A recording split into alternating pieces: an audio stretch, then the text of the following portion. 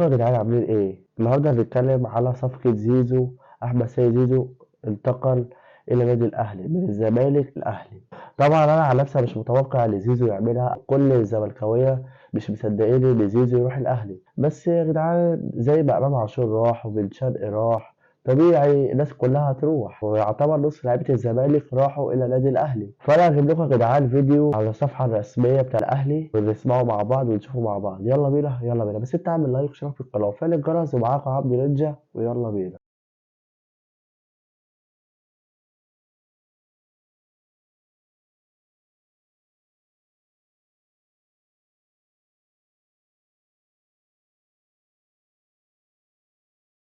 زي ما انتم كده شايفين زيزو بيحتفل مع لعيبة نادي الأهلي وبيرحب بيهم ودخل معاهم الأجواء وكل حاجة، وعمال يسلم على كل لعيبة الأهلي.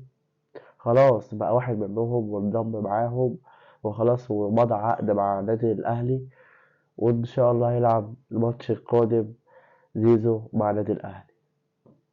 أهو زيزو زي ما انتم شايفين يا جدعان بيسلم على اللعيبة وبيسلم على الكباتن بتوع النادي الأهلي والإدارة بتاعت النادي الأهلي وكل حاجة في النادي الأهلي. دي الصفقة بتاعته. أنا طبعا الفيديو ده طبعا مش أنا اللي جايبه، لقيته على الصفحة الرسمية بتاعت النادي الأهلي، بس أنا قلت إيه أوريهولكوا معايا وزي ما انتوا كده يا جدعان شايفين.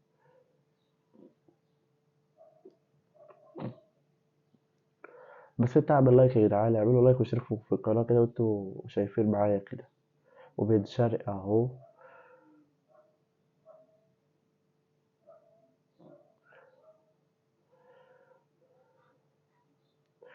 زيزو أكنه رايح فرح، مش رايح صفقة ولا أي حاجة، رايح فرح. هو كده خلاص يا جدعان، كده الزمالك بقى هو اللعبة كلها طلعت مين هيتفضل في الزمالك.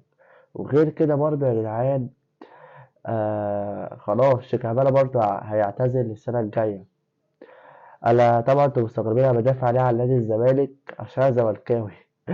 وطبيعي كل نادي الزمالك يعني كل اللي شغالين نادي الزمالك متضايقين. يلا بس عادي، هو مشي هنعمل غيره، فاهمين يا جدعان؟ فانت اعمل لايك واشترك في القناة وفعل الجرس، ومعاكم عبد نينجا. لو عايزين اي فيديوهات برضه عن مين اكتبوا برضه تحت بقى في التعليقات. سلام عليكم.